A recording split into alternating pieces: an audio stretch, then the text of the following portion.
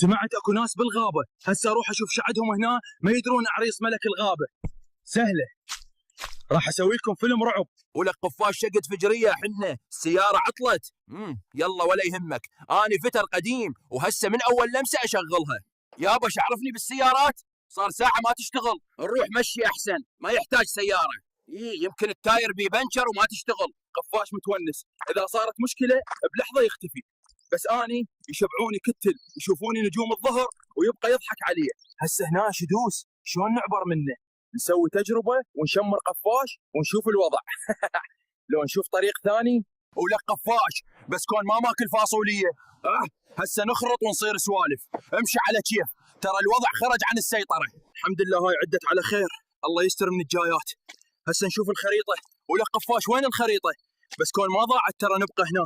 هذا قفاش من الجوع ماكل الخريطه. هسه بربك وين نروح وشلون؟ يلا نكمل والله كريم، لو بالهدف لو بالنجف. ولك قفاش ادزك على شي لو تبعرها. شباب ما نريد شي، بس دخوليه الغابه $1000، واذا ما قبلوا سلم لي. ذولا مو مال عيني واغاني، ما قبلوا ينطون فلوس. وهسه الخطه باء، نسالهم شنو اخر طلب وشنو وصيتهم. شباب منو عباله راح نشويهم. ترى هاي مو سوالف عريس، انا وقفاش حبابين، بس خوفناهم وانطونا السياره. اذا عجبكم المحتوى اكتبوا استمر، وراح انشر لكم جزء ثاني. عريس لديكم لا خوف عليكم. لايك ومتابعه